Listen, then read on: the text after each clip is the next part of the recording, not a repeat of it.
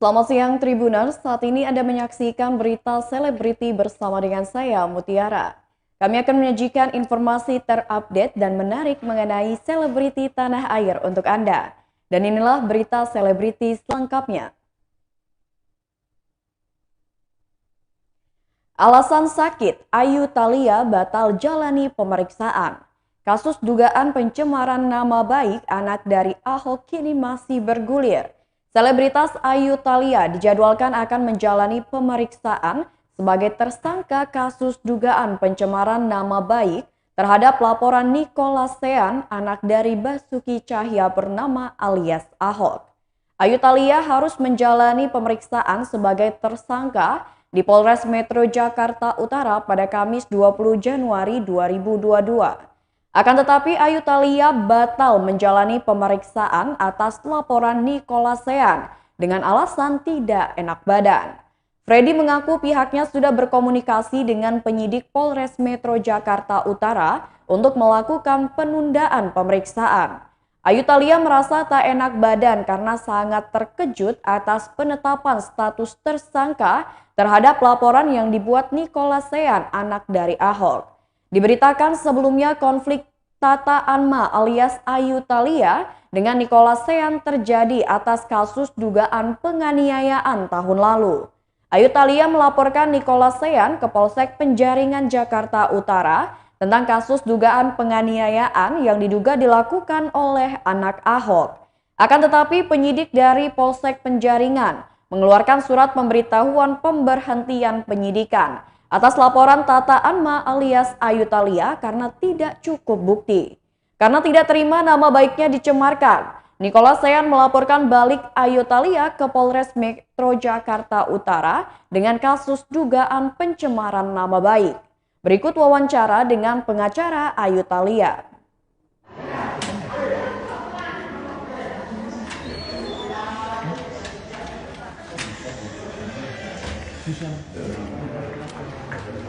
Saat ini pengacara Ayu Thalia sedang berada di Polres Jakarta Utara.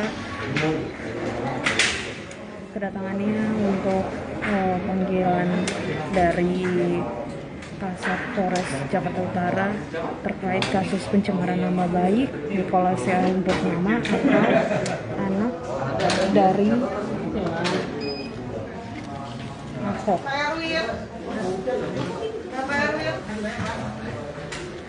Iya, Pak.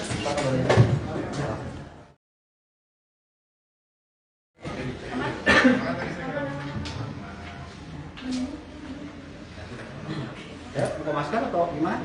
Pakai masker aja? Iya. Ini agak tengah, Bang. Ya. Bang, untuk hari ini agendanya sendiri seperti apa, Bang? Ya, untuk hari ini dijadwalkan ada pemeriksaan terhadap saudari Ayu Thalia. Dijadwalkan tadi pagi jam 10. Cuma karena Mbak Ayu Thalianya berhalangan, jadi sementara ditunda sampai minggu depan. Tadi surat resminya sudah saya antarkan ke penyidik, jadi ya mungkin minggu depan lah nanti untuk pemeriksaan sebagai PSK-nya. Untuk berhalangan hadirnya kenapa? Karena sakit, kurang enak badan lah. Mungkin karena perubahan cuaca, musim hujan terus kan, mungkin tuh pilek gitu lah. Sampai harus ke rumah sakit atau gimana? Untuk detailnya saya belum tahu ya, untuk detailnya ya. Karena saya juga belum jumpa juga sama Mbak Ayu Thalianya. Ada komunikasi, Bang, sebelumnya sama Mbak Ayu Thalia? Tadi pagi aja sih disampaikan bahwa beliau tidak bisa tidak bisa hadir gitu untuk mengikuti pemeriksaan. Atau ada pesan khusus yang tersirat dari Mbak Ayu Thalia, Bang? Pesan khusus tidak ada ya, tidak ada gitu. Yang pasti ya dia siap mengikuti proses hukum yang berjalan ya, sebagai warga negara yang baik ya, pastinya kan kita harus begitu mengikuti proses hukum gitu loh. Seperti itu. Dipertegas lagi dimundurnya ke tanggal berapa ya? Tanggal hari Kamis minggu depan sesuai surat resmi yang sudah saya sampaikan di tanggal 27 Januari 2022. Seperti itu. Tapi sejauh ini Ayu Thalia sendiri ada ngomong apa gitu tentang kasusnya, dia juga jadi tersangka gitu? Apa ada penyesalan atau gimana? Dia sendiri Ya gimana? kalau misalnya sebagai karena kasusnya naik dari lidik menjadi sidik terus menjadi Tersangka. menjadi seorang tersangka, ya pastinya ya pasti kaget lah. Ya siapa sih nggak kaget kan kalau dijadikan tersangka gitu loh. Ya kaget, sedih ya itu pastilah seperti itu. Tapi sejauh ini berarti dia siap juga nanti akan selalu untuk proses hukum ke depannya ya? Ya saya yakin sih Mbak Tata siap lah. Ya sebagai warga negara yang baik ya pastinya dia juga akan mengikuti lah prosedur hukum yang berlaku. Di samping itu ada nggak komunikasi dengan pihak Sean sendiri juga setelah menjadi tersangka ataupun sebelum juga kemarin?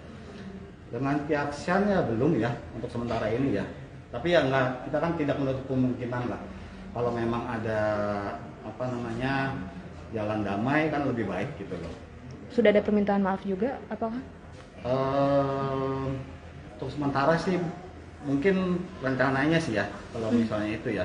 Kalau memang ya seperti saya bilang tadi kan kalau memang ada jalan damai kan kenapa harus berperang gitu. Tidak menutup kemungkinan ya, Tidak menutup kemungkinan lah. Kan damai itu indah. Seperti itu. Ya. Ya, saya rasa cukup ya teman-teman ya. Mungkin nanti lihat di depan aja untuk detailnya lebih lanjutnya. Itu hari Kamis ya Bang ya? Iya, Kamis pagi ya sekitar jam 10 lagi. Seperti Ya. Berita selanjutnya, Rhoma Irama selalu ingatkan ibadah saat jenguk Ridho Rhoma. Ridho Rhoma saat ini masih menjalani masa tahanannya di penjara akibat kasus narkoba yang menjeratnya. Kemarin ayah Ridho Rhoma yakni musisi Rhoma Irama membeberkan kondisi terkini putranya yakni Ridho Rhoma yang saat ini berada di penjara Cipinang akibat terjerat kasus narkoba. Penyanyi dangdut itu nyatanya senantiasa membesuk Ridho di tengah kesibukannya menjadi seorang raja dangdut. Pelantun lagu Judi itu tidak mau banyak bicara terkait pertemuannya dengan Ridho. Namun ia selalu memperingati satu hal kepada putranya itu terkait ibadah yang tak boleh dilupakan. Sebagai orang tua Rhoma Irama tidak ingin lelah untuk terus mengingatkan dan membimbing putranya guna menjadi pribadi yang lebih baik lagi. Bahkan ketika keluar dari penjara dan siap untuk kembali berkarir. Selanjutnya Rhoma Irama hanya bisa meminta doa agar sang putra dapat segera kembali mencium udara segar. Diberitakan sebelumnya Ridho Rhoma ditangkap saat narkoba Polres Metro Pelabuhan Tanjung Priuk di sebuah apartemen di kawasan Jakarta Selatan pada Kamis 4 Februari 2021 lalu. Ridho Rhoma tidak sendiri, ia ditangkap dengan dua pria lain dan ditemukan barang bukti 3 pil ekstasi dari dalam bungkus rokok dari anak Rhoma Irama itu dari kantung celananya. Saat pemeriksaan urin, polisi mendapati hasil bahwa urin Ridho Rhoma Irama positif mengandung amfetamin. Selama 8 bulan menjalani proses hukuman di Polres Pelabuhan Tanjung Priuk, kini Ridho Rhoma sudah dipindahkan ke LP Cipinang, Jakarta Timur, usai divonis 2 tahun penjara oleh Hakim Pengadilan Negeri Jakarta Utara. Berikut wawancara dengan Rhoma Irama. Sudah bentar lagi keluar, kapan sih Pak Ji? Pastinya belum tahu. Tapi kondisinya sekarang gimana Pak Ji? Bagus. Pak Ji sendiri sedang ngejenguk apa gimana Pak Ji? Ini apa lagi? Biasa kalau ditelepon ngobrolin apa aja Pak Ji? Hah? Sama Ridho di sana. Ya biasa soal udah sholat belum, terus imannya udah tambah belum, apalanya udah tambah belum, latihan vokalnya udah belum, kayak gitu. Tapi ya udah ada perubahan sih nggak sih Pak Ji? Insya Allah. Baik ya. Oke, makasih ya. Masih Pak Ji.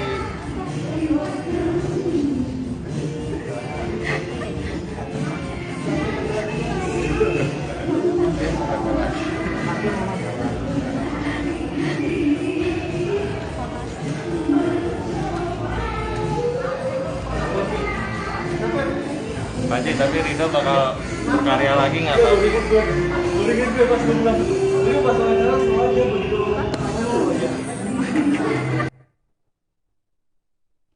Berita selanjutnya, Taki Malik lelang sepeda kesayangannya hingga 780 juta rupiah.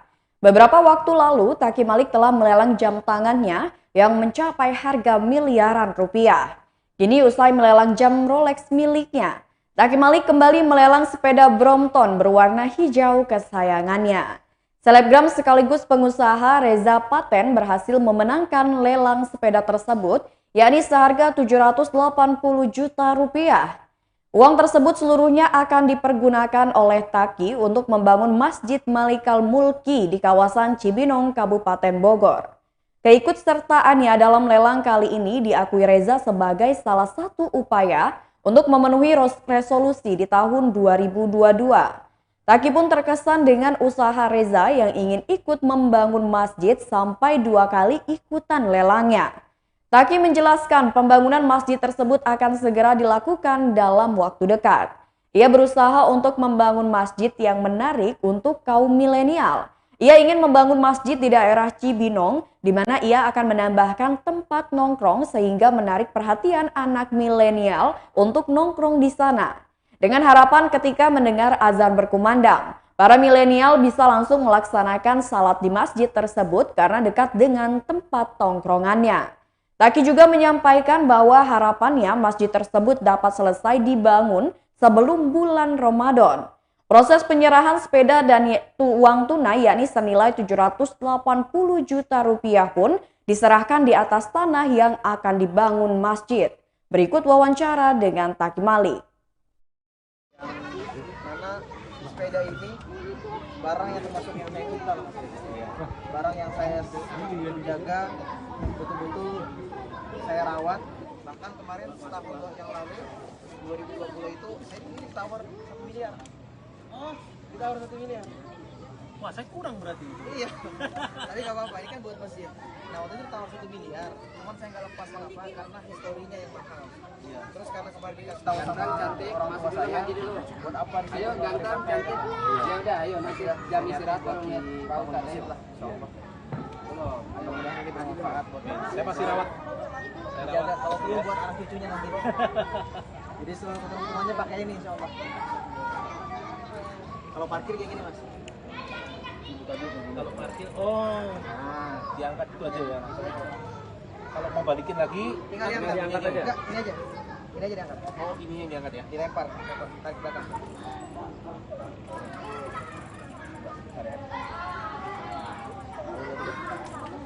Oh, oke. Balikinnya juga sama. Ya, enggak. Kalau mau dimasukin lagi, pegang ini. Oh, ininya. Ya, coba diangkat. Sambil dikit diangkat. Oh, gini ya. Angkat. Sip. Mantap. Mau jadi anak sepeda sekarang nih. Nanti goes-goes turun Ustaz ya. Ah, iya Mas Reza nih.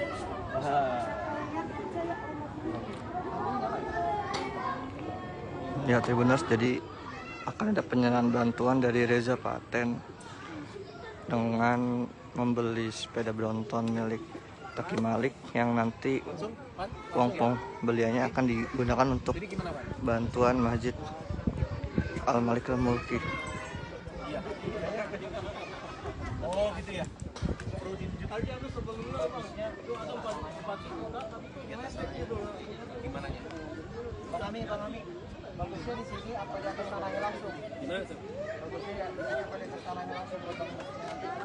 2 tempat kali ya bagus ya. Foto-foto kan simbolis aja. Kita kompres sini aja berarti ya. Oh, kompor sini. Iya. Masker lupa di mobil lagi. Keluar sudah. Keluar sudah. Sisi kedua tertinggi setelah Mas bilang. Kan saya bilang Mas bilang tawarin kemarin 1 miliar 140 juta. 16 Beliau ini 1 miliar 111 11 dia yang kedua. Nah, beliau itu ngebit di jam 8:15 waktu itu. Ternyata Mas bilang ngebit one shootnya di menit-menit terakhir jam 8:01. Jadi beliau akhirnya kalah lah. Cuman nggak apa-apa. Saya bilang insya Allah kalau memang ada rezeki dia akan datang. Lelang selanjutnya mudah-mudahan rezekinya Mas Reza, saya bilang. Alhamdulillah akhirnya dapat. Dan ini spesialnya adalah kita bukan di kafe atau restoran, tapi betul-betul di atas tanahnya langsung yang insya Allah akan kita bangun kawasan Masjid Malikal Mulki insya Allah. Di daerah sini berarti. Kenapa? Di Bogor berarti. Ya di Bogor, di daerah Cibinong. Dan spesialnya ini masuk di pusat kota sebetulnya. Dan asiknya lagi tempatnya cozy di samping danau yang memang target pasar kita nanti kedepannya adalah anak-anak milenial, pemuda-pemuda cinta sama masjid. Jadi kita jadikan masjid itu sebagai tempat tongkrongan masjid itu bukan hanya sebagai tempat buat sholat, tapi betul-betul menjadi tempat mereka berkeluh kesah. Ketika mereka ada masalah, mereka punya masalah dalam hidupnya, maka datang ke masjid. Kenapa? Karena masjid menjadi tempat yang betul-betul Allah berkahi. Siapa yang bilang Allah? Berita selanjutnya, sahabat ungkap kondisi Dorce Gamalama yang semakin membaik. Sahabat Dorce Gamalama yakni Hetty ungkap kondisi terbaru dari sang presenter, di mana ia menjelaskan Dorce Gamalama sudah dalam kondisi yang lebih baik. Bahkan Hetty menyebut sudah bisa mengobrol dan menerima kunjungan dari teman. Meski begitu, Dorce Gamalama belum bisa menerima banyak kunjungan dari teman-temannya. Hetty menerangkan sang sahabat seperti orang bingung ketika ada banyak orang. Namun belakangan Dorce Gamalama sering mengeluhkan kaki kanannya yang tak bisa diangkat. Tapi lebih baik, cuma yang dikeluhkan itu adalah kaki saja yang sebelah kanan. Sahabat Dorce Gamalama lainnya, Ira menjelaskan sang presenter masih dalam proses pemulihan. Dikarenakan selain diabetes, ia juga mengidap penyakit demensia Alzheimer. Selain itu, Ira menyebut kondisi kaki akibat diabetes membuat Dorce Gamalama kesulitan berjalan. Alasan Dorce Gamalama membuat video meminta bantuan ke Jokowi dan Megawati, yakni sempat viral video Dorce Gamalama meminta bantuan uluran tangan ke para pejabat, termasuk Presiden Joko Widodo dan Ketua Umum PDIP Megawati Soekarnoputri. Ira mengungkapkan tidak ada alasan tertentu di balik pembuatan video minta bantuan. Menurut pandangan sahabatnya, Dorce Gamalama hanya sedang mengadu pada Jokowi dan Megawati. Dikarenakan saat masih sehat, Dorce Gamalama sempat bertemu Jokowi dan Megawati. Tak hanya ke pejabat tanah air, Dorce Gamalama ternyata juga membuat video ke rekan artisnya. Selain itu, Ira menjelaskan, Dorce Gamalama membuat video apabila teringat dengan seseorang. Berikut wawancara dengan sahabat Dorce Gamalama. Pun sekarang ini masih dalam tahap recovery, pemulihan.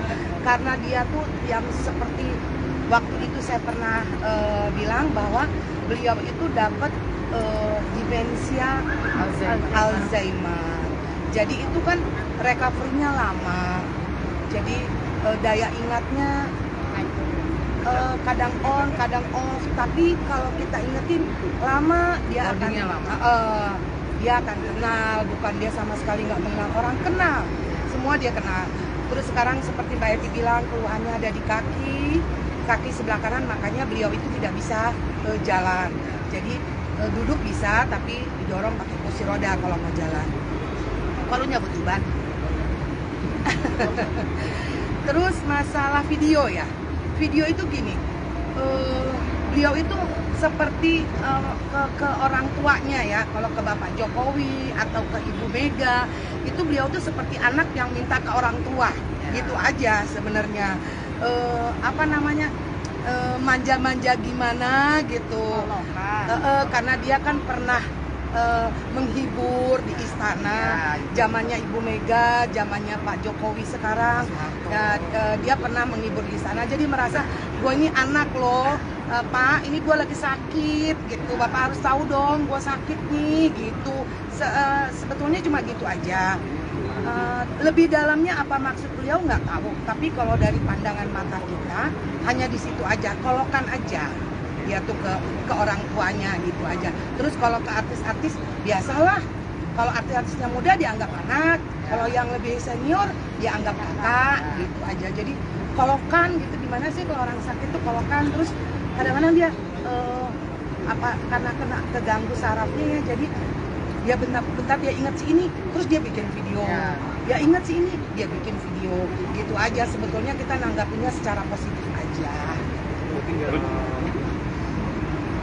Tapi pas itu berarti kami minta bantuan gitu, ibu maksudnya ke Pak Jokowi atau Bu Mega, Ibu Dorce. Ya, kalau Pak Jokowi udah bantu, udah Pak Jokowi udah. Kalau Bu Mega mungkin lagi repot ya, beliau juga tahu lah keadaan kondisi sekarang, mungkin Bu Meganya lagi sibuk dengan kegiatan sendiri-sendiri ya masing-masing. Jadi ya cuma anak merengek ke orang tua aja, gitu aja. Bantuan seperti apa kalau boleh tahu? Kalau Pak Jokowi bantu dana, bantu dana, terus dari Pak Erick Thohir BUMN bantu recovery dia sampai sehat, sampai sembuh di rumah sakit Pertamina. Dari teman-teman artis juga sudah banyak memberikan tali kasih, mungkin sudah hampir 80% itu teman-teman artis dari seniman dangdut, pop, lawak atau pemain sinetron atau apa tuh, semuanya sudah memberikan tali kasih. Sudah banyak yang peduli aja. Nggak usah dinilai dari materinya berapa, tapi kepeduliannya kita sama beliau, mereka sama beliau ini udah sangat luar biasa. Itu aja. Tapi berarti emang kondisi ekonominya juga lagi. Berita selanjutnya, Cynthia Gabriela ungkap alasan dibalik kesuksesannya. Sebelum mengeluarkan 4 single terbaiknya, Cynthia Gabriela mengakui dirinya bukanlah penyanyi profesional. Cynthia Gabriela mengatakan ia hanya penyanyi yang mengcover lagu musisi lain yang diunggah di media sosial dan membuat dirinya terkenal. Cynthia mengaku sejak duduk di bangku sekolah dasar, ia sudah mulai menyanyi dan mengcover lagu penyanyi hebat.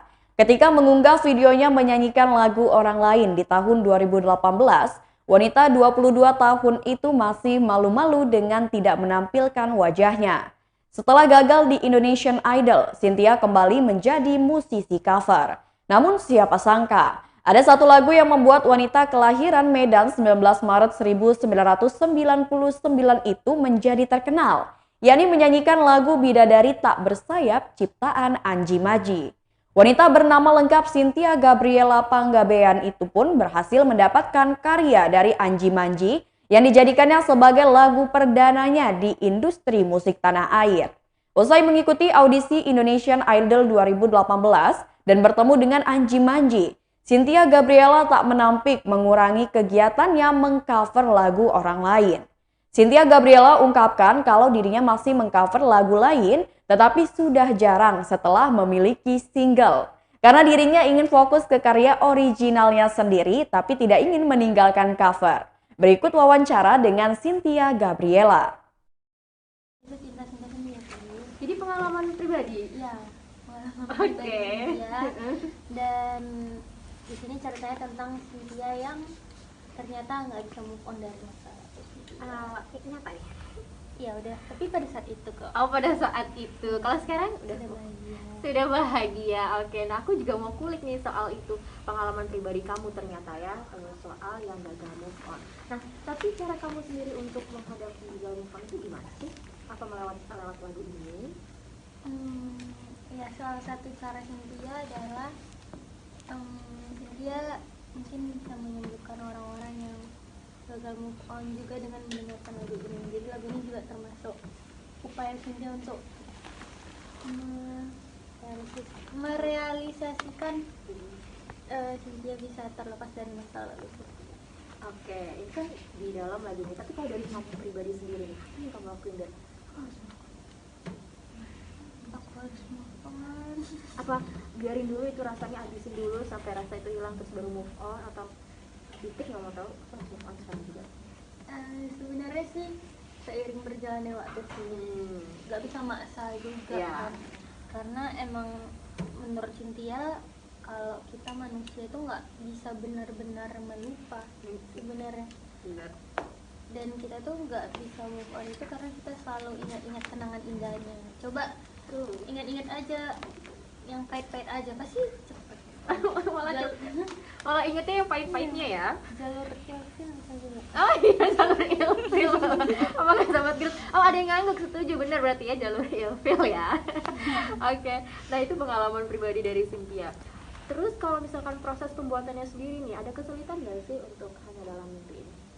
Hanya Dalam Mimpi ini proses pembuatan video klip dan lagunya emang cukup unik karena di masa-masa pandemi merilis single itu cukup sulit karena sudah juga domisili Medan, bolak-balik Jakarta Medan, dan ditambah lagi emang ini Cynthia lagi pengen explore-nya Cynthia, jadi banyak perubahan yang harus dibuat. Jadi dari segi itu sih paling. Nah, itu dia perubahan apa aja yang bikin beda di single kamu sama ketiga single kamu sebelumnya? Perubahannya ada di liriknya, terus ada juga di genrenya. Yang ini tuh genre pop orkestra. Biasanya kita kan akustik, gak bisa lepas dari gitar. Yang ini tuh lebih banyak sentuhan string. Oke, nah selain itu kesulitan dari menghayati lagu sendiri ada nggak? Kesulitannya sih nggak ada sih. Aman ya? Aman ya, Sobat Kiris mantap. Nah, kalau misalkan aku kepo nih, lirik favorit kamu di bagian yang mana atau part yang mana?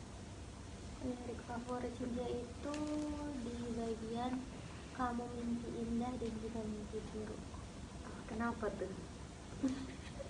Kenapa ya? Karena kenyataannya si cowok ini sebenarnya nyakitin, tapi kitanya juga terus membuka hati, jadi bingung sebenarnya. Baiklah Tribuners, itulah berita selebriti bersama dengan saya Mutiara. Selamat siang dan sampai jumpa.